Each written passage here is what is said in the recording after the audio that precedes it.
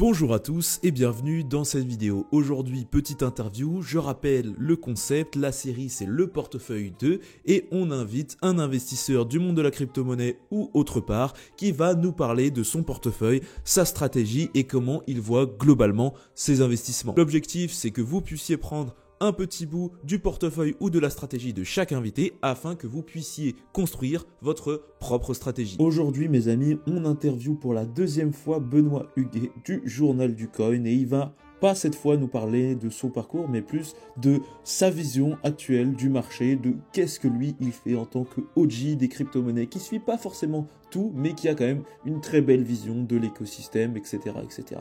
Donc, il va partager un peu son portefeuille, comment il voit les NFT, on va expliquer ensemble qu'est-ce qu'on aime dans les différents protocoles qui font de l'argent, qui font pas de l'argent, comment regarder si un protocole fait de l'argent, comment regarder si le protocole peut être intéressant, etc., etc. On va voir tout un tas de trucs super cool sur son folio. Donc on est vraiment dans le partage de folio pour cette interview. Merci à Benoît d'être venu et puis je vous laisse avec la vidéo. Sur ce donc, trêve de mondanité, je vous invite à liker, vous abonner, commenter, le tout pour l'algorithme, c'est cadeau. C'est parti. Et on est live. Bonjour à tous. Super. Le grand retour des interviews. Aujourd'hui, je réinvite Benoît sur la chaîne pour qu'on discute un peu bear market, puisque la dernière fois qu'on s'est vu, on savait pas ce qui allait nous arriver, tu vois. La, la dernière fois qu'on s'est Et vu, j'ai pas c'était du tout regardé l'interview, hein. Donc je sais pas moi les non plus. énormités que j'ai pu sortir, Moi non plus, mais il y a dû j'ai en regardé la avoir. date. J'ai regardé la date et la date Ouais, ah, c'était c'était quand? autour de mars, avril. Donc on était, tu vois, on était encore tranquille. On se disait, oui, peut-être bear market, peut-être bull market, ne sait-on pas. Bon, maintenant c'est avéré, je crois. Euh, écoute, Benoît, est-ce que tu peux te représenter pour les gens qui ne te connaissent pas, nous dire comment ça va, et puis après Oui. on va direct aller dans le vif du sujet. Ben voilà, je m'appelle Benoît Huguet, je suis cofondateur du Journal du Coin et je suis dans les cryptos depuis fin 2012, donc maintenant ça fait quelques années, hein, 11 ans. J'ai connu donc je me considère vétéran des crypto-monnaies, amoureux initialement de Bitcoin et je suis venu il y a trois raisons principales, hein, je veux dire, évidemment, dans une volonté spéculative, mais c'est le noble art parce que je spécule avec mon argent. Donc, en fait, je suis très attaché à gagner ou à perdre mon argent moi-même. Donc, là, avec les cryptos, j'ai eu mon petit lot de surprises. Ensuite, il y avait la portée politique, hein, parce que pour moi, il y a une portée politique dans Bitcoin. C'est un outil d'émancipation et les cryptos en général. Et ensuite, pour la technique, alors là, moi, je suis moins technique que beaucoup de gens dans les cryptos, mais ça m'a quand même intéressé, c'est-à-dire que la prouesse, essayer de comprendre. Alors moi, mon cas d'usage, c'était Bitcoin, hein, donc preuve de travail, ce genre de trucs. Donc j'ai découvert pas mal de petits procédés, mais je suis plutôt côté utilisateur, c'est-à-dire que je comprends en touchant. Donc les cryptos, c'est un peu comme l'amour, c'est-à-dire qu'on peut pas, je veux dire, on peut en parler longuement, mais si tu veux le comprendre, il faut le vivre. Et donc je recommande à tout le monde d'utiliser les cryptos, d'essayer les produits. Donc quand je vais dans la défi, en fait, c'est en général, je comprends les concepts énoncés en essayant les produits et souvent dans la souffrance. Mais c'est comme ça que je pratique. Donc ben, voilà, moi je suis un amoureux des cryptos depuis une dizaine d'années. Ok, trop cool, merci pour cette présentation. Alors comme je le disais juste avant, la dernière fois qu'on s'est vu, c'était il y a, je pense, 8 10 mois. On savait pas vraiment ce qui allait nous arriver. Toi, en tant que, on va dire, OG, comme tu l'as dit, vétéran des cryptos, comment tu as navigué dans ce bear market? Est-ce que c'était plus difficile Et- que les anciens? Parce que, bon, pour moi, ça allait, mais il y avait quand même beaucoup de trucs à esquiver, tu vois. Il y avait quand même beaucoup de trucs Ah oui, non, non, à mais éviter c'est pour un champ de pas mine. indiquer tout simplement son portfolio. Donc, toi, comment ça s'est passé? Comment tu as navigué dans tout Ah ça? ben moi, ah non, non, mais moi je marche sur toutes les mines consciencieusement depuis des années, mais j'ai la chance d'avoir les membres qui repoussent. Donc c'est cette caractéristique qui me sauve. Non, mais moi j'avais pas particulièrement mal commencé dans les cryptos, donc j'ai eu une fascination directe.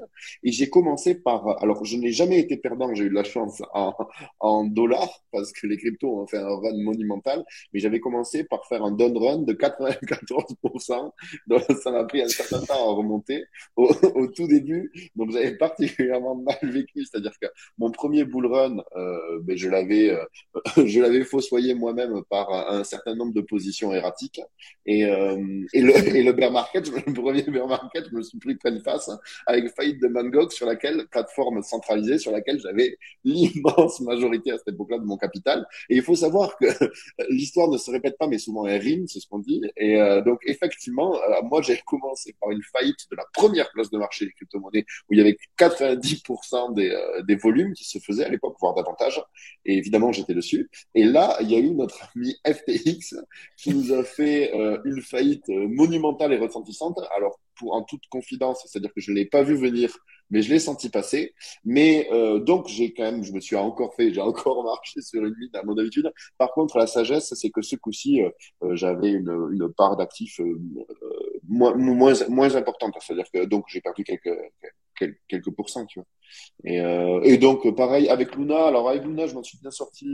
Je me suis beaucoup moins fait démonter sur Luna, mais c'était, par exemple, en 10 ans, une des destructions de capital les plus monumentales que j'ai eu le droit de voir. C'est-à-dire qu'il y a eu, allez, entre 40 et 50 milliards de capitaux détruits en un laps de temps, genre 48 heures. C'est-à-dire que si tu regardes le crash du token Luna, il est homérique.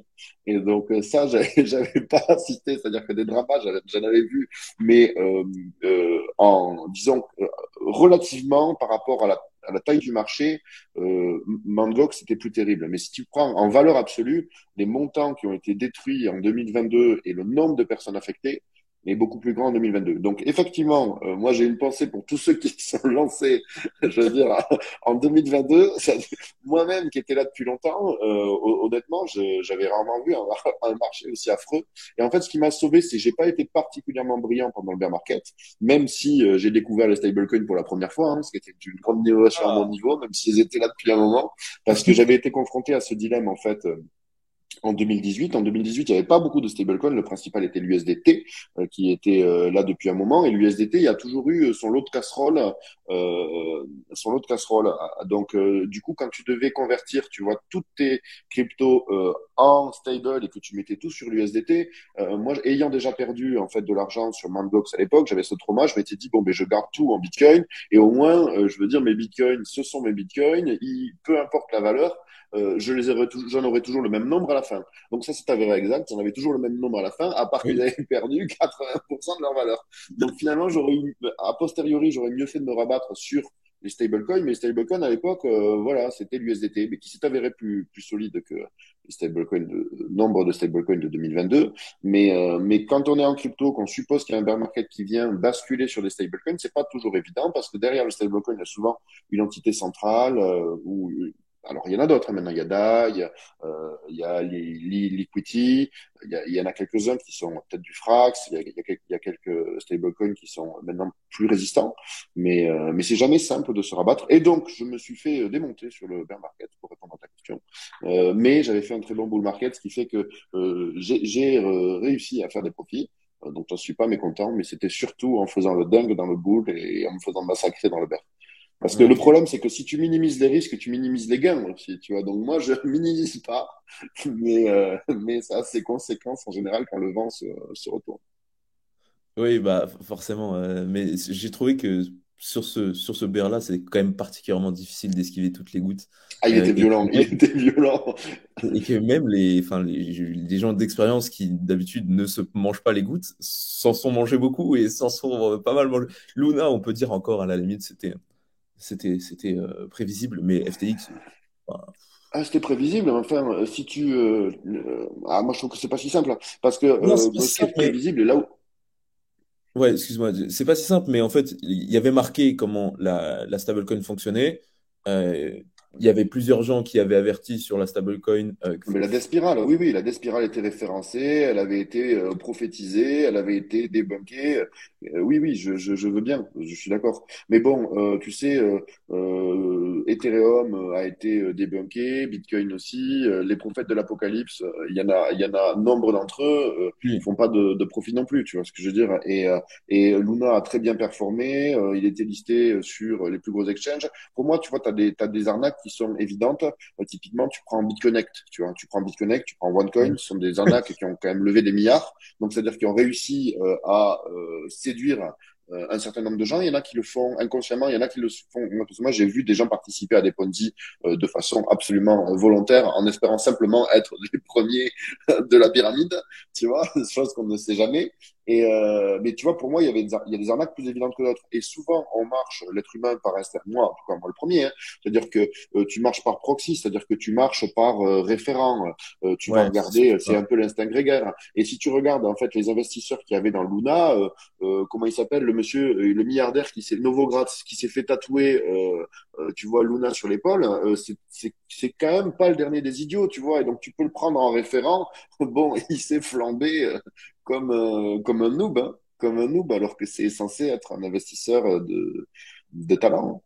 Ouais, Donc ouais. c'était, tu vois, si, C'est si ça qui tu était regardes compliqué. par les gens impliqués, par les volumes, par les, donc il y avait évidemment, je veux dire, des gens qui l'avaient vu venir et gloire à eux, notamment si tu peux prendre tous les maximalistes, hein, qui not your keys, not your bitcoins, tu vois, not your crypto. Donc c'est voilà, c'est FTX, c'est pareil. Tout le monde sait que, je veux dire, il faut pas mettre trop d'argent sur des places de marché centralisées parce que, je veux dire, c'est pas toi qui détiens tes clés. Donc au final en fait, tu confies ton argent à un tiers et ce tiers peut s'en aller avec la caisse ou faire n'importe quoi avec ton fric, ce qui s'est avéré Mm. être le cas.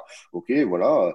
Tu sais très bien que quand tu vas dans les altcoins et que quand tu testes en fait des protocoles récents, typiquement Luna, et que tu testes des nouveaux systèmes de mécanismes en fait de stabilisation des prix, bon ben voilà, hein, c'est-à-dire si tu te lances dans l'aviation en 1900, c'est pas aussi sûr que si tu viens voilà, dans les années 2000, tu vois. Donc, en fait, le temps, je crois que dans la sécurité informatique et en particulier dans la cryptographie, un des facteurs qui détermine la sécurité de l'ensemble, c'est le temps depuis lequel il existe et n'a pas été détruit, tu vois. Donc, un Mm. protocole qui a 10 ans en cryptographie, ben, il a été éprouvé parce que on peut supposer que ça fait 10 ans qu'il est attaqué, qu'il résiste, et donc la probabilité pour qu'il tienne encore un peu est plus élevée que un protocole tout nouveau qui se lance et qui n'a pas encore fait l'épreuve du feu, quoi. Donc Ouais, clairement. moi je trouve que c'était pas si facile, même du point de vue d'un ancien, c'est-à-dire que moi je connais beaucoup de gens qui sont là depuis longtemps et il y en a beaucoup qui se sont fait avoir. Ceux qui se sont pas fait avoir en fait en général ce sont ceux qui jouent safe, ce qui est normal, hein, c'est-à-dire que mais qui ont aussi beaucoup moins maximisé leur bull market. C'est-à-dire qu'un bitcoiner, Tu parles sur le tu vois, Luna ou sur lui l'UST? Parce que moi, je parle surtout sur l'UST, tu vois. Sur le Luna, c'est autre chose. Dans le sens eh où ben, c'est les c'est deux. même C'est le c'est le Luna même qui s'est mécanisme. effondré le plus, hein. Celui qui a été détruit, la destruction de valeur de 40 milliards en 48 heures, c'est Luna. C'est, Ouais, c'est le à la limite, l'UST, tu pouvais bouger l'orteil, tu vois ce que je veux dire? Et ça s'est détruit, tu as perdu à moins 70%, qui est absolument correct. Enfin, je veux dire, il n'est pas allé à zéro, l'UST, du jour au lendemain. Le Luna, il s'est fait démonter. Et les gens qui le stakeaient, ils étaient pieds et poings liés, hein, donc ils pouvaient regarder leur capital. Ah, ouais, donc oui, sur le Luna, pour moi, c'était. En gros, j'avais du Luna, tu vois, à titre personnel, j'avais du Luna. J'en avais pas énormément, mais j'en avais des stakés. J'avais de l'UST et j'avais par Et contre beaucoup alors, t'as d'UST avant. apprécié? Non, je n'ai pas tellement apprécié. Je me suis dit à un moment, j'ai shorté, mais j'ai pas tellement apprécié quand Ah, même. Euh, et euh, ça c'est et j'avais intelligent. beaucoup d'UST à un moment. Et 2 semaines avant, enfin, je connaissais comment fonctionnait l'UST. Et 2 semaines avant, je me suis dit, bon, ça pue, hein, le fonctionnement pue, ils sont obligés de racheter, ils sont obligés de remettre dans la machine pour essayer que ça fonctionne. Je vais vendre mes UST juste par, juste par gestion du risque, tu vois. Et mes Luna, je vais les garder parce que bah, peut-être que cet écosystème a quand même de la valeur. Enfin, s'il a prouvé par le passé qu'il avait quand même de la valeur, c'est tombé à zéro. Bon. Mais c'est surtout sur l'UST où si moi je me l'étais mangé comme autant que j'avais d'UST, tu vois, j'aurais perdu quand même une grosse partie de mon capital. Et j'ai vu pas mal de gens qui ont fait comme moi, en fait, qui, au bout d'une semaine, un mois avant, 3 semaines avant, 2 mois avant, ont retiré leurs UST parce qu'ils savent comment fonctionnait en fait le fonctionnement de l'UST. Mais c'est assez tricky pour le retail qui arrive et qui voit 20% et il voit plein de gens intelligents le faire. Du coup, oui, forcément, tu vois, il se dit, bon, bah, let's go. 20% sur des dollars, y a rien de mieux, tu vois. Donc ouais, c'était surtout, c'était un peu tricky, hein, clairement, mais je Non, mais pense je que suis d'accord. Je suis d'accord avec toi qu'il y avait des warnings. Je veux dire, Mark Zeller nous l'avait dit. Tous les gens qui sont dans la défi. Moi-même, je savais quand j'allais sur l'UST, que j'y allais pour les 20%. Je regardais toujours le trésor et je regardais en fait la liquidité qu'il y avait par exemple sur des places de marché comme Curve, tu vois. Et donc moi, c'est en Ouais. voyant en fait les tripools, enfin ou les quatre poules, je pense à l'époque, où tu vois que c'est en train de se dérégler complètement et qu'il y a des centaines de millions qui ont été retirés, que là tu peux te dire, mais oui, c'est sûr que pour un nouvel entrant, le ça, Chaud. il arrive, il arrive sur le front, c'est le débarquement, et la météo est mauvaise. Donc là, courage, mes amis. C'est ouais, ouais, non, c'est sûr que c'est chaud. Euh, mm, mm. Ok. Ben là où c'est plus vicieux, c'est-à-dire que la proposition de valeur d'un stablecoin, en général, c'est C'est d'être ça, c'est stable, vicieux. et il l'était pas vraiment, mais ça se saurait, tu vois. Si les stablecoins étaient stables, ça se saurait. Tu vois, le retail, il tape Mais qu'est-ce qu'un stablecoin sur Google, il voit la définition, une crypto-monnaie qui est stable adossée au dollar. Ok, très bien, c'est stable adossé au dollar, tu vois. Et on peut ouais, mais pas. après, il faut être honnête avec soi-même. Là où je suis, tu vois, pas toujours d'accord, c'est que moi, je sais quand j'ai perdu de l'argent, en général, je sais pourquoi, et j'ai souvent fait par avarice et cupidité. C'est-à-dire que moi, la première fois où j'ai perdu des sous sur Mt. Gox, sur une place de marché décentralisée, et pourquoi j'avais mis autant de mon argent? C'est parce que, je veux dire, sur Mt. Gox, mais MT Gox, les sous, enfin, le Bitcoin était valorisé à l'époque à 1 200 $, et sur toutes les autres places de marché, il était à 1 000 $. Donc moi, je me suis dit, attends, il faut Ah, quand même être con pour pas vendre son Bitcoin 1 200 alors que les autres te vendent 1000, donc allons-y, tu vois ce que je veux dire. Mais en fait, il y avait un différentiel de 200 $ entre une place de marché et toutes les autres, c'est tout simplement parce que les withdrawals, les retraits étaient très difficiles. Et donc, en fait, c'est par cupidité que je suis allé déposer là pour essayer de gratter 20%, mais sans réfléchir à pourquoi il y avait ce premium de 20% et sans essayer, par exemple, de retirer avant de déposer mon capital. Et en fait, bon, voilà, j'ai été attiré par le gain, j'ai été naïf et j'ai trop mis. Et si tu prends l'UST, par exemple, bon, ben, regarde, tu as un stablecoin qui te génère du 20% comme un coucou suisse. C'est sûr que faut faire gaffe. Je sais que s'il y a eu autant de milliards, les gens, en fait, ce que faisaient, et notamment ce que faisait Suaro Capital, c'est qu'ils empruntaient le plus possible d'un côté à X%, on va dire 3, 4, je crois qu'on appelle ça un carry trade, donc je suis ouais. pas spécialiste de ça, et ils allaient déposer dans la matrice à 20%, je veux dire, et ils faisaient la boucle avec le plus de volume possible. Bon, mais ça, c'est sûr que c'est quand même, il y a un peu de cupidité derrière, et voilà, et c'est sûr que faut faire attention, en fait, il faut apprendre à se connaître. Moi, je sais que j'ai des biais, hein, franchement, clairement, c'est-à-dire en bull market, je suis euphorique, en bear market, je suis pessimiste, mais, euh, mais voilà, c'est vrai que tu vois, il y a des stratégies qui sont ennuyeuses à mourir, mais en fait, qui ont prouvé leur efficacité. Donc, faire du DCA, sécuriser sur son hardware, tout ça, faut le faire. Et tout ça, c'est quand même dit, répété.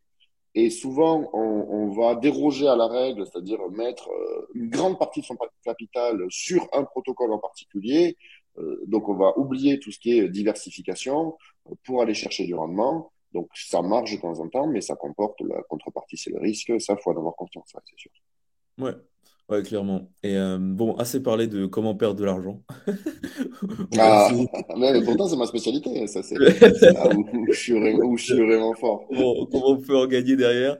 Surtout en ce moment, parce qu'on en parlait juste avant, dans une période un peu inflationniste comme la nôtre, là où ça compte vraiment, en tout cas les actifs vont vraiment avoir un peu plus de valeur, c'est les actifs qui créent du cash.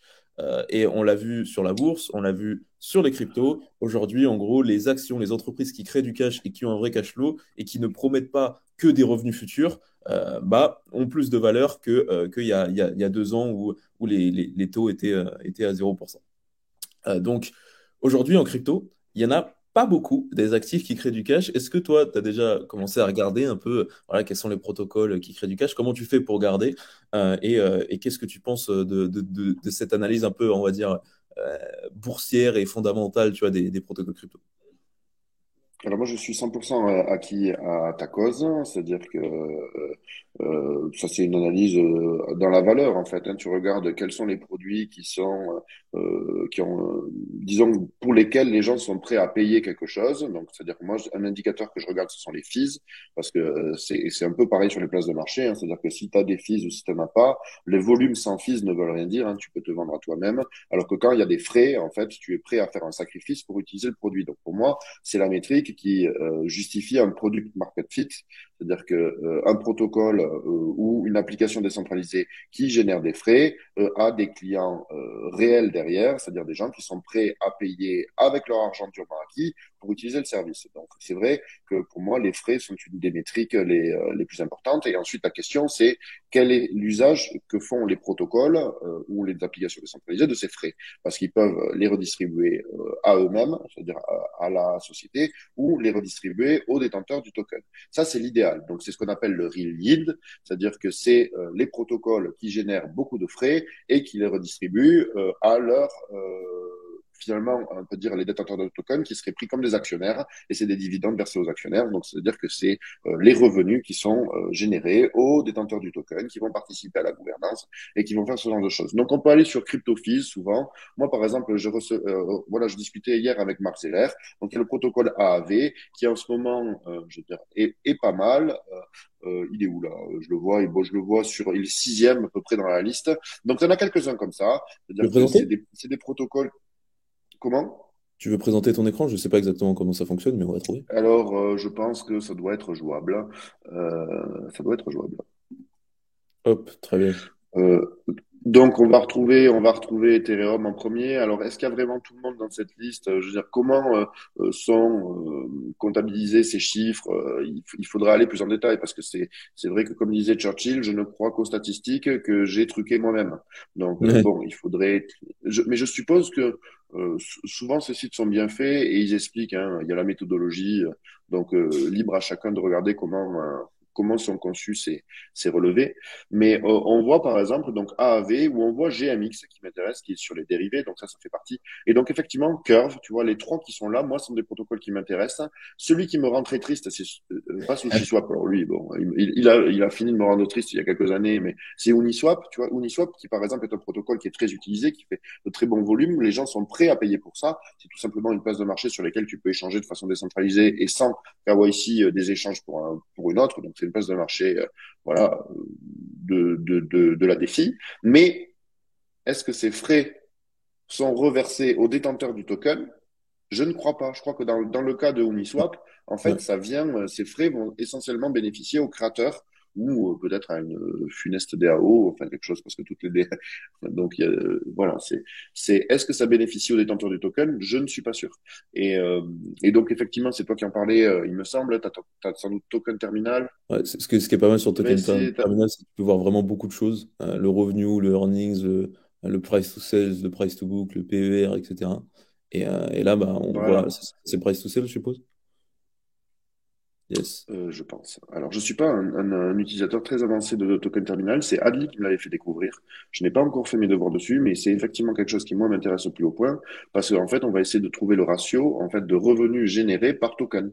Et, Mm. euh, et ça, évidemment, c'est le genre de métriques qui vont être, hop, bon, là, on va voir les fees, parce que les fees ne sont pas redistribués forcément aux détenteurs de tokens. Donc là, on retrouve, en fait, les protocoles qui génèrent, par exemple, OpenSea, bon, je crois pas qu'il y ait de token, mais les frais ne sont pas nécessairement redistribués aux détenteurs de tokens. Et en fait, le Graal à trouver, c'est les tokens qui reçoivent le plus d'argent. Et sachant que l'argent qui est distribué aux détenteurs de tokens a en général deux sources principales, à savoir les frais, que je trouve être une source pérenne et sûre, et l'inflation. Et l'inflation, bon, c'est la grande farce. C'est-à-dire que tu peux redistribuer des rendements c'est ce qu'avait fait Olympus DAO. C'est-à-dire qu'il pouvait distribuer des rendements de 1000%, mais en fait, c'est les 1000% qui te donnaient, c'est des 1000% qui créaient. Et donc, en fait, ça ne faisait que diluer la valeur initiale du jeton. Parce que Mm. quand tu crées de la monnaie, tu détruis finalement sa valeur.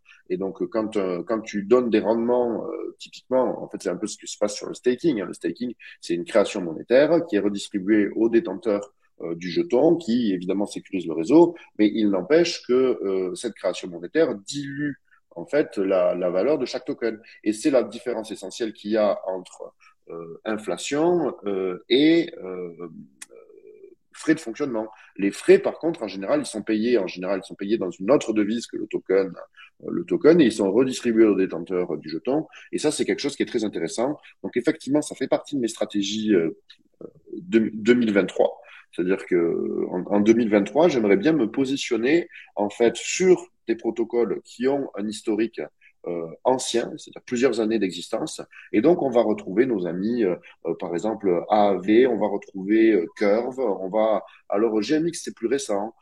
Voilà, on va retrouver ces jetons-là. Donc, moi, j'aimerais des protocoles qui aient une certaine ancienneté, c'est-à-dire que on est un petit peu sûr de leur fonctionnement parce que bon, ben, j'en ai marre de marcher sur des mines, d'arriver sur des protocoles neufs et en fait, et qui vont taper un iceberg en 2023, tel le Titanic qui était tout rutilant et qui sur sa première navigation est allé se cracher. Je me dis que bon, si mon bateau il a fait 3-4 fois le tour du monde, la probabilité qu'il le refasse encore une fois est plus élevée. Donc, je veux un petit peu d'ancienneté.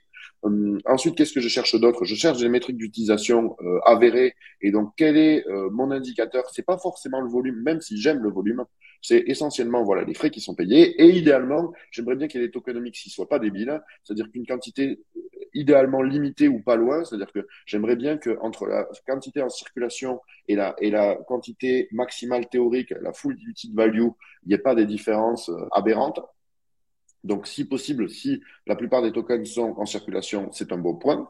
Et ensuite, que, si possible, les revenus soient distribués aux détenteurs de tokens. Donc, pour moi, ça, c'est des bons fondamentaux. Et après, l'autre Graal que je vais aller chercher, c'est si le coin s'est fait massacrer copieusement en 2022 et que j'en ai pas, hein, parce que parfois j'en ai, et si j'en ai pas, ben là, ça va me remplir de joie. Et je vais me dire que tiens, il y a pas mal d'astres qui sont alignés. Et donc en ce moment, je suis pas positionné dessus, mais je le regarde. Et en plus, je vous en parle avant de me positionner. Par exemple, AAV, oui, fait clairement partie des tokens que j'aime bien parce qu'il s'est fait massacrer. Il a à un moment donné, je veux dire, il est allé chercher le moins 90%. Donc ça, bon, je suis navré pour tous ceux qui en possèdent, mais c'est joli. Et pourtant, c'est un des protocoles qui a des fondamentaux. Donc on va aller sur des fils à main, on va regarder. C'est-à-dire qu'il est, hop, il est utilisé. Tu vois, tu retrouves ici, donc il est où? AAV, voilà, hein, il a quand même 4 milliards 5 qui sont déposés dessus. Si on regarde les frais il génère pas mal de frais. Je sais que une partie de ces frais va être redistribuée aux gens qui sécurisent. C'est hier qui nous c'est Marc qui nous en parlait. Donc je sais plus dans le safety module. Je pense que si tu stakes des AAV dans le safety module, il y a une partie de ces frais qui va à ces gens-là. Et je sais il y a des projets pour redistribuer un petit peu plus de ces revenus aux détenteurs de tokens. Donc typiquement, ça ne veut pas, je ne sais absolument pas qu'est-ce que vont donner les cours l'année prochaine, mais je trouve que ce sont de bons fondamentaux. On va sans doute pouvoir aller voir la même chose sur Curve. Alors, hop, on va aller voir CoinGecko. Curve, ils ont Évidemment, une tokenomics assez, un peu plus compliquée qui est assez, assez alors, étrange.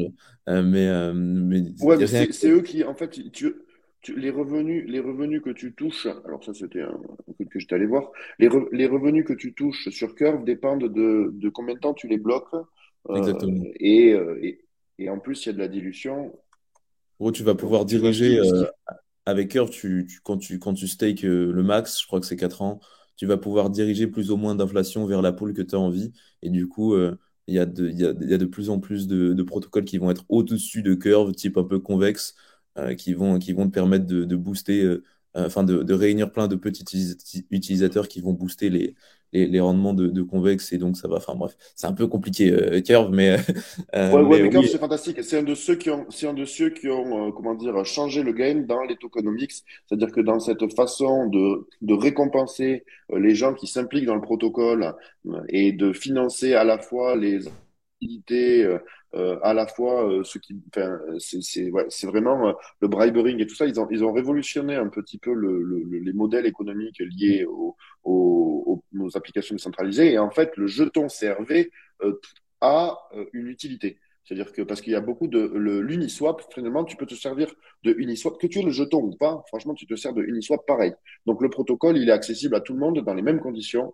Et, euh, et en fait, ça sert à une pseudo-gouvernance. Uniswap, en fait, l'utilité du jeton Uniswap, honnêtement, elle est légère, alors que l'utilité du jeton CRV, elle est majeure parce que ça permet de faire ce que tu disais, tout un tas de choses, diriger l'inflation vers certains plutôt que d'autres, récupérer l'argent de la DABDO vers certains apporteurs de liquidité plutôt que d'autres. Enfin, c'est super cool, je trouve. Par contre, le principal problème avec CRV, c'est la circulating supply actuelle. je veux dire, et la total supply. Et alors la max supply, je ne comprends pas très bien la différence entre ces différents chiffres, mais en gros, il y a encore une inflation massive qui va arriver sur le réseau, enfin sur le protocole CRV, Curve, et ça, ben, évidemment, cette dilution peut impacter le prix. Donc c'est le yin et le yang, c'est-à-dire que parce que l'inflation, il y en a aussi sur Bitcoin. C'est-à-dire que les 21 millions, ils ont été créés, il y en a plus de 18 millions qui ont été créés, mais au départ, tu vois, il y avait beaucoup d'inflation sur le réseau Bitcoin, mais tu avais aussi beaucoup d'adoption. Et tu avais une proposition de valeur de créer une monnaie saine qui est majeure. Et donc, du coup, l'adoption était plus forte que l'inflation. Et sur Mm. CRV, en fait, c'est un petit peu la question, c'est est-ce que l'adoption sera plus forte que l'inflation, sachant que pour moi, le protocole a beaucoup de sens. Et donc, on va chercher, si on retrouve AAV, je crois il a pas ce même problème. Ouais, Il a il a pas pas ce ce même, problème-là. il est beaucoup plus proche. L'utilité n'est pas aussi Le grande supply est aujourd'hui, beaucoup. mais, mais le, Ouais, voilà, exactement. l'utilité n'est pas Et aussi grande, donc, mais donc, mais on n'a pas ce problème. Ouais. et Mais ensuite, ben, tu as différents secteurs. Donc, tu as évidemment les produits dérivés. Donc, on va retrouver GMX parce que les gens, en fait, ils en ont marre d'aller gambler sur des places de marché centralisées qui se barrent avec leurs caisses. Donc, ça, voilà, on va retrouver GMX, DYDX. Mais après, effectivement, il faut toujours regarder, ben voilà, en fait, ce qui a le plus d'importance, en général, c'est pas forcément le prix, mais c'est la quantité. C'est qui a les coins. Je veux dire, quand est-ce que les coins sont libérés, ce genre de choses, comment ils sont distribués, selon quel mécanisme. Et ça, c'est vraiment au cas par cas. Je crois que SushiSwap, par exemple, générait des frais et ces frais étaient reversés aux détenteurs de tokens. À part que depuis quelques temps, je crois qu'il y a eu un changement. Et alors là, SushiSwap, bon, qui a vécu de nombreux outrages, de par déjà sa création initiale, ensuite le fait que ça a été un des bébés chéris de Sam Bankman. Donc ça fait beaucoup d'insultes. Et la dernière insulte en date, c'est je crois que les frais ne sont plus distribués aux porteurs du token, mais dans une grande DAO. Donc voilà. Voilà, donc SushiSwap, moi, je sais plus, ça fait plus partie de ceux que j'intéresse. Et après, bon, mais il y a les tokens de Layer 1, hein, moi qui m'intéresse. Donc, évidemment, token de Layer 1, Ethereum. bon, on va prendre Ether. Ouais, voilà, bien sûr. Ben, moi, j'ai switché de Bitcoin à Ethereum. En ce moment, c'est pas forcément le meilleur timing pour le faire, parce que c'est vrai qu'il y a un regain de Bitcoin, mais moi, long terme, là, en tout cas, je suis très bullish Ethereum plus que Bitcoin. C'est-à-dire que j'aime toujours Bitcoin, mais j'ai le sentiment que Ethereum va le surperformer. C'est-à-dire que la proposition de valeur de Bitcoin de 21 millions de coins, d'une monnaie, en fait, qui est prévisible, connue à l'avance, etc., je trouve que c'est une proposition de valeur majeure dans l'humanité et que, en fait, contrairement aux gens qui disent que ça sert à rien, moi je trouve que c'est une utilité, c'est ce que cherche l'humanité depuis des milliers d'années. Donc, je veux dire, c'est une innovation majeure dans un secteur essentiel à la vie en société. Hein. C'est-à-dire que la monnaie, c'est le sang de l'économie. Hein. Donc, je veux dire, si tu une bonne monnaie, ça prédestine en fait le sort d'une population de millions d'individus. Hein. Si tu prends des pays qui ont tout pour eux et qui ont une monnaie de merde, et bien en fait, la population, bon, tu peux prendre Venezuela, on va prendre un petit peu de Liban, des choses comme ça. En fait, tu Ouais. as des gens qui auraient tout pour eux et ils vont vivre une situation tragique, ils vont se faire déposséder le fruit de leur travail, tout simplement parce que l'État est corrompu et que la monnaie est une farce. Mais Bitcoin a tragique. Hein. vraiment du sens de plus en plus en ce moment avec la politique monétaire. Mais par rapport Voilà. à du coup ce qu'on a dit juste avant sur la génération de fils, etc., Ethereum est à un niveau assez incroyable, je trouve, quand tu regardes les statistiques. Tu peux aller par exemple sur ultrasound.money et Ouais. sur ce site-là, il te montre un peu bah, les statistiques d'Ethereum. Et finalement, Ethereum aujourd'hui, c'est une action.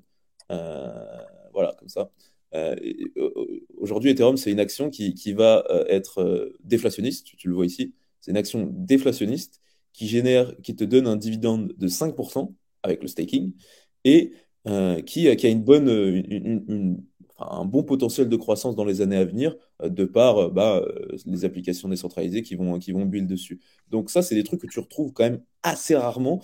Des actions qui te donnent un dividende de 5%, qui, du coup, déflationniste, une action déflationniste, c'est qui buy back leurs shares, comme Apple le fait, comme d'autres, et qui a une bonne possibilité de croissance. Pour moi, c'est vraiment un asset qui a du sens aujourd'hui, tu vois, Ethereum. Qu'est-ce que tu en penses de ça? Je suis 100% d'accord avec toi. Par contre, bon, si je fais l'avocat du diable, hein, et ce qui est normal, c'est que comme comment dire, l'émission monétaire en fait n'était pas déterminée dès le début et elle a changé plusieurs fois. Moi, je pense qu'elle a changé plusieurs fois. Elle a été améliorée et effectivement, les détenteurs elle a été, comment dire, la gouvernance du protocole et Ethereum dépendent de la majorité économique. C'est-à-dire que c'est l'ensemble de ces détenteurs, des gens qui travaillent, qui apportent de la valeur au réseau, qui vont avoir une incidence, et c'est pareil sur le réseau Bitcoin, une incidence sur le futur d'Ethereum. Mais ce que diraient en fait les Bitcoiners, c'est de dire que à tout moment il va y avoir un nouveau changement et que en fait c'est moins prévisible. À mon avis, moi, ça a aucun sens. C'est-à-dire que il peut y avoir des changements sur Ethereum, mais un changement qui viendrait nuire aux porteurs de tokens a très peu de chances d'avoir lieu. Ils voteraient Mais pour leur propre perte, tu vois. leur propre fin. Pourquoi tu viderais ton barillet dans ton pied? Mais moi, ça me paraît Mais peu ça a du probable. sens quand Mais même, parce que ça rajoute un risque, c'est vrai. voilà, mais disons que en fait, c'est moins figé dans le temps. Bitcoin fait exactement ce qu'il avait pronostiqué de faire depuis sa création, donc en 3 janvier 2009, tu vois. Et en fait, mais quelqu'un qui aurait été là au tout début, il pouvait te dire combien il y aurait de jetons en circulation 10, 15, 20 ans plus tard. Et en fait, c'est vrai que c'est quand même hyper fiable, hyper donc c'est sûr que voilà, c'est-à-dire que par exemple une banque centrale, qu'est-ce qu'elle va accumuler dans ses réserves, tu vois, un acteur, un milliardaire, qu'est-ce qu'il va accumuler? Est-ce qu'il va accumuler de l'Ether ou du Bitcoin? Maintenant, je pense que oui, parce que en fait, par exemple, un des risques majeurs qu'il y avait, c'était la transition du proof of work au proof of stake. C'est-à-dire que quand tu investis 1000 balles, tu es prêt à prendre des risques. Ce que tu veux, c'est chercher un rendement. Tu vas aller chercher le 10 000, le 100 000. Donc en fait, ton aversion au risque, elle n'est pas la même en fonction du montant que tu investis. Et si tu as investi un montant que tu ne pourras plus jamais refaire, c'est-à-dire que tu investis, par exemple, admettons que tu aies gagné des millions, que tu as accumulé, que tu aies hérité, que peu importe, tu possèdes des millions, et que si jamais tu les perds, tu pourras plus jamais les regagner, tu vois. Euh, Tu vas avoir une aversion au risque qui est pas la même. Et avant le passage à la proof of stake, est-ce que tu vois, je veux dire, c'est chaud d'investir dans un protocole qui fait une transaction que tout le monde annonce fiable, qui a été extrêmement bien travaillé, c'est vrai, mais qu'on n'a jamais vu auparavant, tu vois. Moi, je vais me dire, bon, écoute, j'ai plutôt miser sur le coco, qui fait la même chose, qui est bête et méchant, mais qui au moins va pas flamber tout l'argent que j'ai accumulé pendant des années et que je ne pourrai plus accumuler. Tu vois, je veux dire, par exemple, un retraité qui mettrait, je veux dire, toute son épargne, en fait, s'il la perd, c'est fini. Tu vois ce que je veux dire? Un jeune homme de ton âge qui va investir, je veux dire, il va pouvoir réaccumuler son capital. Et donc, la version au risque n'est pas la même. Et moi, ce que je me dis, c'est que effectivement, la proposition de valeur de Bitcoin, elle est quand même plus établie. Donc, si tu as une aversion au risque très forte, mais que tu veux quand même prendre du risque et t'investir dans la crypto, peut-être que tu vas choisir plus Bitcoin que Ethereum. Mais maintenant, je sais même pas si c'est vrai. Maintenant, je sais même pas. Tu vois, je veux dire, est-ce que les grandes nations, elles vont trader en Ether? Il y a un risque Tu vois, légal t'as des sur acteurs qui, Bitcoin. comment? Voilà. Donc, tu as quand même une réserve de croissance sur Bitcoin. Tu vois, une proposition de valeur qui est très belle. Mais je trouve que, tu vois, plus le temps passe, plus, comment dire, la technique vis-à-vis des terres est établie. Et plus il y a de chances que même les grands acteurs, je pense que le retail, tu vois, les développeurs, la masse des gens, elle est plus intéressée par Ethereum que par Bitcoin. Et même les gens, ils sont plus intéressés par les NFT que par les cryptos. Donc, c'est pour te dire que le risque n'est pas un problème au niveau du retail et des petits porteurs, tu vois. Mais sur les gros acteurs, est-ce qu'ils vont privilégier Ether à Bitcoin? Il y a quelques années, j'aurais dit non. Maintenant, moi, mon impression, c'est que même des gros acteurs pourraient accumuler de l'Ether, voilà. Et donc, du coup, c'est l'actif, le Layer one que je vais privilégier. Après, voilà, il y a la théorie de Mark comme quoi le combat des Layer one est définitif et a été gagné par Ether. Euh, Moi, j'ai quelques positions spéculatives, notamment sur Avalanche et sur Cosmos, tu vois. C'est d'autres layer one. T'as les DAG, en fait, VS les blockchains. Voilà, voilà. Mais s'il faut, effectivement, c'est Ether qui va gagner. Donc moi, c'est ma principale position. Et ensuite, ça va plutôt se passer au niveau des layer 2 ou des dApps, des applications décentralisées. Voilà. Mais alors ça, ok. Donc c'est ce qu'on a dit, tu vois, c'était sur quoi tu vas miser en fonction de quoi. Donc moi je t'ai dit, hein, Layer One effectivement, Mm. Ether. J'ai quelques positions en Cosmos et en Avalanche que j'aime bien, c'est un Layer One. Et ensuite moi je vais essayer effectivement de me positionner sur des segments donc qui génèrent de l'activité. Donc il pourrait y avoir les bridges, il pourrait y avoir les DEX, il pourrait y avoir les derivatives. Tu vois, il y a la privacy que j'aime bien, mais bon, moi, qui m'a toujours fait perdre du fric, mais que je continuerai de soutenir, tu vois. Et ensuite, il y a aussi les NFT, hein, qui pour moi, en gros, ont donc un gros potentiel. Donc, je vais quand même essayer, mais je Manière, suis le pas. potentiel des NFT? De quelle manière est-ce que tu le vois Comment? plus comme les PFP, les collections qu'on C'est a de retail, hein, Bitcoin? c'est-à-dire que si tu regardes par exemple, tu prends un média où tu prends les statistiques d'utilisation, ben voilà, hein, moi j'ai l'impression que OpenSea génère un grand nombre de frais, que les volumes sont très importants.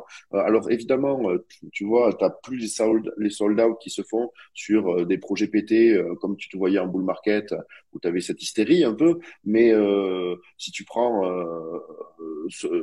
Sora ou des choses comme ça, enfin moi je veux dire euh, c'est des cas d'usage qui sont classiques. Hein. Si tu prends les majorettes pour les voitures, les cartes de football, en fait, le collectionnable et même ce que tu disais en off, l'identité, les gens sont intéressés par les NFT. Il y a des propositions de valeur qui sont intéressantes.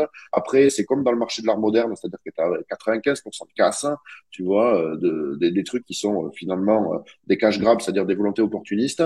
Mais pour moi, tu as un intérêt du grand public, c'est plus facile à visualiser. Ça peut résoudre des cas intéressants, tu vois, voilà, hein, on va dire ENS ou ce que tu disais, l'identité, c'est un truc qui a du sens. L'art, c'est quelque chose qui pour moi est millénaire, donc c'est un nouveau médium, tu vois, c'est intéressant, c'est-à-dire que c'est quelque chose qui a de la valeur. Et pour moi, l'ennemi de l'art, c'est l'oubli. Donc ça, c'est ma théorie principale. Donc je vais chercher en fait des choses qui ne s'oublieront pas. Et parce que en fait, si ton NFT, donc tu sois quand même intéressé à l'art, si il arrive à passer l'épreuve du temps, tu peux partir du principe qu'il s'appréciera. Alors après, l'épreuve du temps peut être longue, hein. C'est-à-dire que idéalement, tu voudrais posséder une œuvre qui serait capable de survivre à la mort de son concepteur et de ses contemporains. Typiquement, la Joconde, tu vois, de Léonard de Vinci. Léonard est mort, ses contemporains sont morts, pourtant la Joconde est toujours connue et c'est une des pièces les plus majeures. Et donc, je vais chercher des œuvres qui vont. Et pour moi, tous les collectibles, les 1000, je sais pas moi, tu fais des singes, tu fais des hérissons, tu fais des trucs, tout ça, je veux dire, ça sera oublié, ça va passer dans les oubliettes du temps, parce que de toute façon, t'as pas, je veux dire, la capacité de création des hommes, elle est infinie. Je veux dire, leur mémoire, elle ne l'est pas. Et donc, je veux dire, et donc, qu'est-ce qui va rester? Qu'est-ce qui va rester? C'était de ce que disait Jeff Bezos. En fait, on disait, mais qu'est-ce qui va se passer l'année prochaine? Qu'est-ce qui va changer, etc. Il dit, moi, je m'intéresse à ce qui ne change pas. Tu vois, parce que c'est ce qui ne change pas qui a de la valeur. C'est-à-dire, quelles sont les constantes? Et donc, par exemple, dans le marché des NFT, qu'est-ce qui ne va pas changer? Mais pour moi, il y a l'histoire. On n'a pas deux fois l'occasion de faire une première bonne impression. Donc, en fait, les NFT historiques, moi, je dirais CryptoPunk, tu vois, à mon avis, voilà, ils ont créé une tendance, ce sont des créateurs de tendance, ils étaient là au début, ils ont créé un truc. Donc, tu vois, les projets historiques, mais il n'y en aura pas beaucoup qui vont être retenus, hein, parce que moi, j'essaie d'en collectionner plusieurs. En fait, on retient celui qui a gagné la médaille d'or, la médaille d'argent, je veux dire, on s'en fout un peu. Hein. Donc, faut bien viser. Mais tu as l'histoire, ensuite tu as le talent. Je veux dire, le génie, hein, quand même, à un moment donné, il faut faire des trucs qui sont difficilement reproductibles. Donc, bon, moi, mon acteur, je le chill souvent, et là, je vais en reparler encore une fois. Honte, mais moi, voilà, j'aime beaucoup Pascal Boyard parce qu'il fait à la fois partie de l'histoire, c'est-à-dire que c'est un des premiers, c'est pas une œuvre que je trouve, comment dire, opportuniste, c'est-à-dire que c'est une démarche qu'il faisait même quand ça rapportait rien. Donc, à la limite, tu vois, je veux dire, il a prouvé sa bonne foi, et en plus, ses œuvres sont très belles et très dures à reproduire. Donc, mais il va y en avoir d'autres, hein, c'est-à-dire que c'est un exemple parmi d'autres. Hein. Mais donc, je vais chercher quelque chose qui a soit une portée historique, soit qui soit extrêmement dur à reproduire, c'est-à-dire qu'il y a un trait de génie. Et la troisième propriété que je trouve intéressante, c'est les marques. Parce que les marques, elles s'inscrivent dans le temps. Alors, le problème, c'est qu'elles sont en train de faire des cash grabs et qu'elles font des n'importe quoi. Donc, on voit Porsche qui a fait un truc Porsche, absolument abject, Lacoste qui nous ont fait. Mais une marque qui adopte, tu vois, par exemple, Sorar, ça a du sens. C'est-à-dire que le foot, c'est quelque chose qui est, tu vois, même le sport, tu vois, le sport, c'est quelque chose qui va avoir du sens. Et les marques, c'est quelque chose qui survivent à leur mort de leur concepteur. Voilà, Apple, Steve Jobs est mort, tu vois, et encore, c'est pas très vieux, mais tu vas prendre, je sais pas moi, Ford, et ça va passer l'épreuve du temps. Et en fait, si les marques s'appropriaient correctement les NFT, tu vois, et bien avoir quelque chose, un NFT emblématique dans l'histoire d'une marque, c'est quelque chose qui peut avoir du sens. Donc, je pourrais allouer un petit proportion de mon folio au NFT en suivant cette démarche d'essayer de trouver des NFT qui vont survivre l'épreuve du temps. Ce serait ça donc, je vais chercher effectivement du real yield, ce que j'ai dit, des tokens qui se sont fait massacrer en 2022, qui ont une existence avérée, qui génèrent des frais, qui sont redistribués aux détenteurs. Donc, voilà, il y en a quelques-uns hein, qu'on a regardé. Je vais faire un petit peu de NFT parce que ça plaît aux gens. Et ensuite, Attention. force est de constater qu'il y a la nature humaine, je veux dire, et qu'il y a des gènes, et que malgré tout, tu vois, moi, quelque chose qui m'a fait saigner des yeux, mais que c'est Aptos, tu vois, Aptos, qui est vraiment, on va dire, un truc qui est récent, qui est hypé, que je trouve cher, qui génère pas encore de frais, et qui a pumpé monumentalement. Et donc, je m'interdis pas quelques coups spéculatifs. Je l'ai pas pris, Aptos, je l'ai raté, donc je sais pas où c'est qu'il va aller. Voilà. Après, ça, c'est dangereux, les amis, parce que moi, j'ai connu ça avec Dash, j'ai connu ça avec. Il y en a plein, hein, je veux dire, en général, il y a des coins bien centralisés. En fait, c'est les coins bien centralisés Bien qui dry, tu pumpent vois, le bien. plus. Ouais. Voilà, bien dry, avec une spec qui pump le plus, mais c'est aussi ceux qui se crachent le plus fort et le plus vite et qui disparaissent dans les oubliettes du temps. Mais Ouais. bon, je m'interdis pas un ride sur des coins bien centralisés qui, en général, horrifient tous les puristes de l'écosystème. Mais écoute, voilà, c'est mon argent, je suis très attaché à en faire ce que je veux. Eh ben, c'est le but des cryptos en plus. Donc c'est bien. Mais sur les NFT, par rapport à ce que tu disais, c'est tellement large en fait. Le mot NFT, au début, c'était vraiment que de l'art. Maintenant, c'est juste un objet digital. Donc ça peut être un peu tout en fait. Tu le vois avec Sorare, c'est une carte de foot. Donc c'est un truc que tu vas utiliser dans un jeu. Bah, il y a l'exemple de Carbonable qui a fait son mint récemment, un mint sur Starknet récemment, où en gros, c'est un NFT qui va représenter une preuve de participation dans un projet de reforestation qui te génère des crédits carbone. Ouais, Tu on pourrais l'avait faire la même reçu. chose avec Realty, même si c'est des Realty, l'investissement euh, sur l'immobilier aux États-Unis, même si eux c'est des ERC20, ça pourrait être des ERC 721, ça va rien changer, c'est la même chose. Donc en gros, un NFT c'est un objet digital, donc c'est pas parce que le mot NFT est adossé à la chose, il faut vraiment regarder ce que c'est. Est-ce que ça a vocation à vous faire plaisir? Est-ce que ça a vocation à être un investissement, etc., etc. Je Je suis pense d'accord que avec toi. la majorité des NFT, c'est plus est-ce que vous avez envie de l'acheter et bon, peut-être que ça aura la valeur un jour, mais est-ce que vous avez envie de l'acheter, ça vous fait plaisir, vous allez l'utiliser. Pour moi, c'est comme ça que je le vois, parce qu'aujourd'hui, bon, les NFT, Mais c'est dans une... une perspective d'investissement, parce que oui, je suis d'accord avec toi, c'est-à-dire que il est protéiforme le NFT, donc il a des tas d'usages, mais dans une perspective d'investissement, qu'est-ce qui va t'intéresser, toi? Moi, majoritairement, je Oui, oui, pense, parce que je pose aussi les des choses... questions. Ouais, c'est ce que je me suis dit, qui pose la question là? Donc, majoritairement, les choses qui vont générer du rendement et qui vont avoir un vrai sens d'un Ah point ouais, de vue ok. en value. Et c'est pour ça que Realty, ça me plaît vraiment pas mal. Et pareil, Carbonable, ça me plaît vraiment, vraiment pas mal. Donc, Carbonable, j'en ai pas parlé sur la chaîne, mais je mettrai un, un lien Twitter. J'en parle pas mal sur Twitter. Vous les avez reçus, je crois, sur le journal du coin. C'est comme ça que je Oui, les ai oui. connus. Après, bon, maintenant, je les connais très bien. Euh, Ah, et donc, super. comment? Super. C'était un Ouais. commentaire positif. Ok. Ouais, du coup, je les connais bien maintenant. Il y a ce genre de NFT que j'adore. Et puis, il y a des NFT qui vont être un peu plus, sur lesquels je suis un peu plus attaché, tu vois. Donc, des ENS, mais je vois pas mes ENS comme de l'investissement. Je vois Ouais. des trucs comme des noms. Voilà. Il y a aussi des NFT, du Pourtant, coup. ça l'a été, hein, parce que Ça tu as l'a fait du été, ça l'a squatting. été. Il y a des Le situations. le squatting, c'était connu, hein, sur le nom de Tu domaine. vois, si je vois OpenSea.it et pas pris, bien sûr que je vais le prendre. C'est obligé. Mais Voilà, quand même. bien sûr que je vais le prendre. Mais aujourd'hui, je suis arrivé trop tard pour commencer à chercher des points hits intéressants et tout. À Enfin, squatter. ça n'a pas une rentabilité d'un point de vue de montant. Mais par contre, par exemple, si Rolex, demain, comme tu l'as dit, sort un truc qui est un mix entre leurs produits physiques, leurs produits digitales, etc. D'abord, je vais me dire, bon, ça, c'est stylé, tu vois, ça a du sens, je suis content d'acheter un truc qui vienne d'une marque aussi belle. Ça peut être Rolex, ça peut être Hermès, enfin, des marques qui ont vraiment du sens. Euh, Hmm. Emblématique. et derrière, si je vois que l'utilité a vraiment quelque chose de cool, là, je pourrais aller dessus. Mais en tout cas, sur le côté art et tout, je connais rien, tu vois, je vais juste me louper, en fait. Donc, Non, je non, fais mais je vraiment suis. que du côté rendement ou un truc qui a déjà prouvé dans le monde réel qu'ils étaient capables de garder une hype, de continuer et de produire de la valeur. C'est intéressant ce que tu as dit parce que c'est aussi un des narratifs quand même du moment, même qui a peut-être quelques mois, quelques années, mais c'est-à-dire adosser ce cryptoactif, donc qu'il soit NFT ou token, à une réalité physique concrète, hein. Donc Carbonable, en fait, c'est voilà, hein, les passes carbone. Donc je pense qu'ils achètent des terrains. Il y a une réalité realty où je connais pas très bien, hein, ça c'est, mais c'est adosser de l'immobilier en fait à des détenteurs de tokens. Donc ça, je trouve ça c'est sympa. Tu peux le faire avec le monde de l'art, hein. C'est-à-dire que tu peux adosser une œuvre physique à Oui, vraiment. un token, ce qui va donner différents droits aux détenteurs du NFT en l'occurrence. Et effectivement, les rendements, là, tu pourras avoir les jeux aussi. Donc, ça que Ouais, les jeux je suis vidéo pas sur lesquels un investisseur très sophistiqué sur les NFT. Mais, euh, mais effectivement, c'est un marché en fait qui est quand même grand. Il y a du volume. Moi, je suis bullish sur ce marché-là. C'est-à-dire que parce qu'il n'y a de richesse que d'hommes, et en fait, il faut regarder le nombre d'individus qui s'intéressent à un secteur. Et clairement, c'est un secteur qui est protéiforme, donc comme tu l'as décrit, qui a plusieurs axes, qui a des métriques en fait d'adoption qui sont très bonnes. Les capitaux injectés sont importants aussi. Il y aura voilà, hein, il y aura des pépites là-dedans.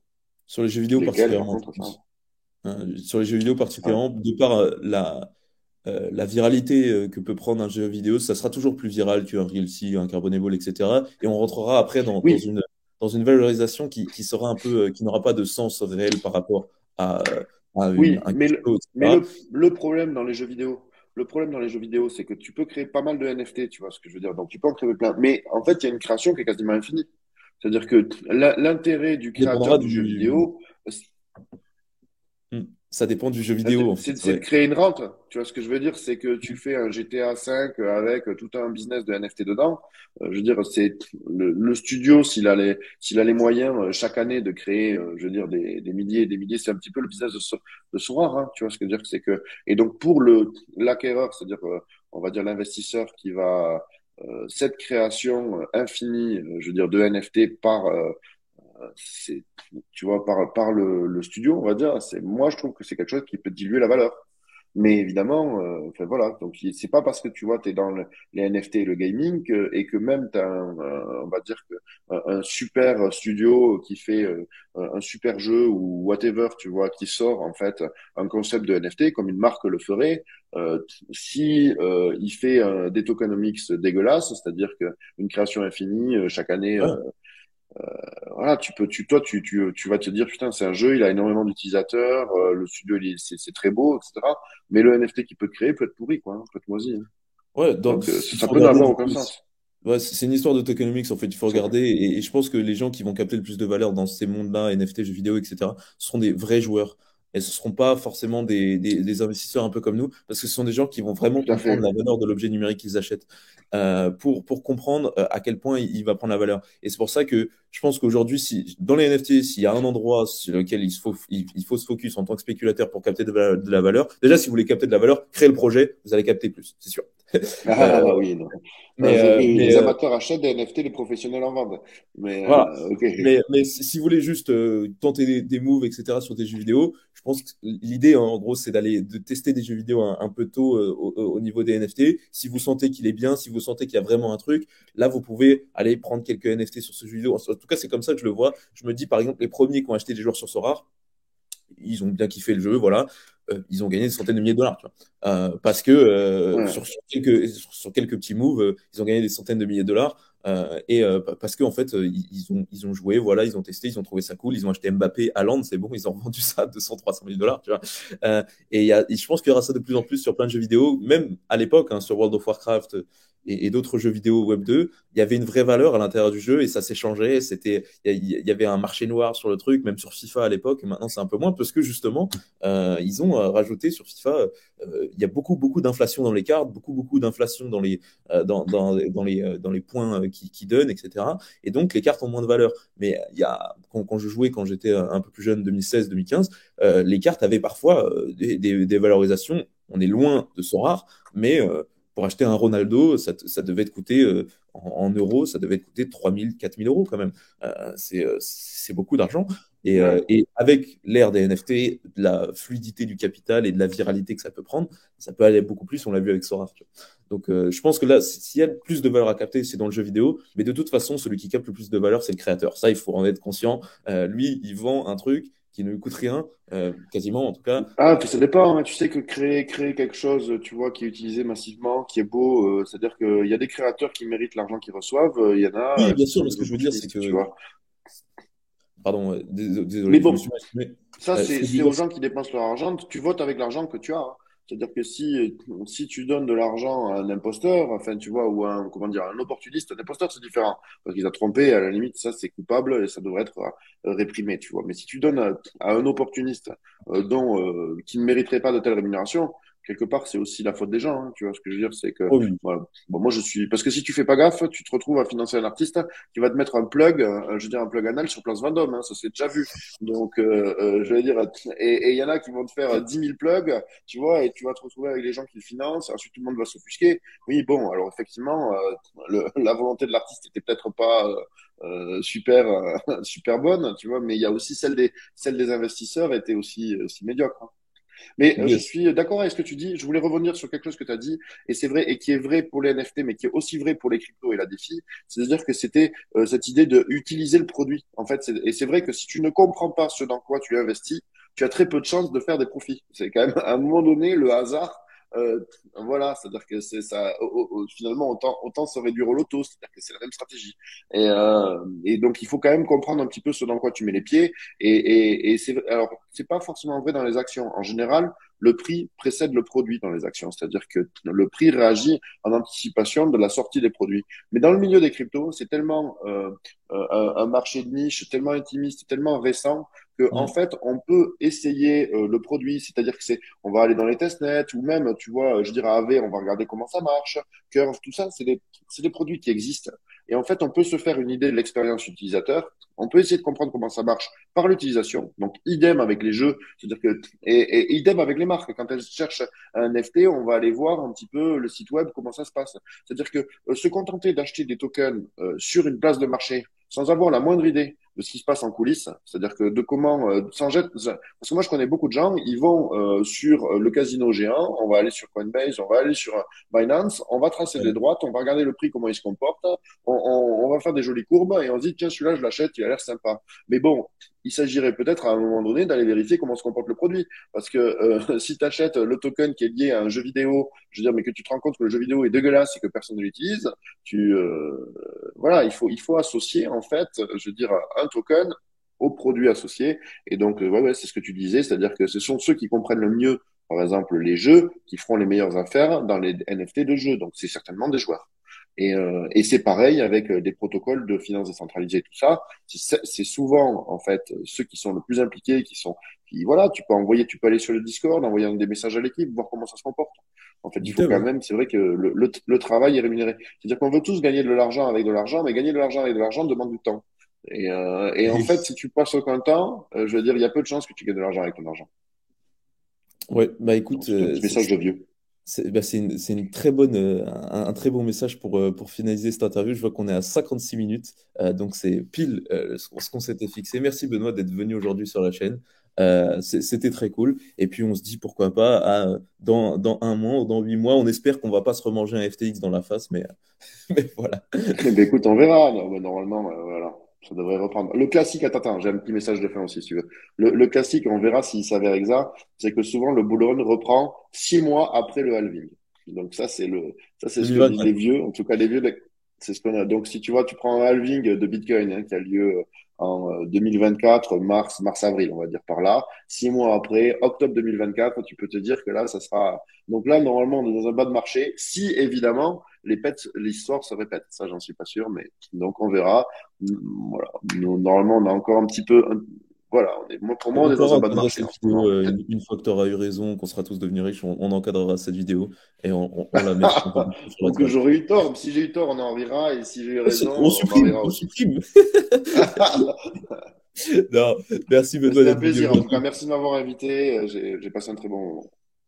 Ciao. Attends, avant de partir, je t'invite à lâcher un like, un commentaire pour l'algorithme et aussi à t'abonner. Pourquoi pas pour mes beaux yeux et pour que je puisse faire plein de placements de produits dans le futur, mais plutôt pour que j'ai le volume nécessaire pour inviter de plus en plus de gens intéressants qui pourront venir partager leur portefeuille et se plier à l'exercice de partager leur stratégie de manière transparente avec vous. Donc si vous voulez voir de plus en plus de gens intéressants et en plus dites-moi les gens que vous voulez recevoir en commentaire, et ben il faut s'abonner, laisser un like et un commentaire. Plus de ça, si vous voulez utiliser ma stratégie à moi, la stratégie de la finance décentralisée et du farming qui me permet de générer des revenus passifs qui vont être colossaux en finance décentralisée en crypto. Alors je vous invite à aller dans la description où il y aura une formation complètement gratuite qui va vous expliquer comment je réalise ça au quotidien. Donc si ça vous intéresse, le lien est dans la description. Maintenant je vous laisse liker, commenter, tout ça pour l'algorithme, ça fait plaisir, c'est cadeau. Sur ce, on se dit donc à la semaine prochaine. Ciao.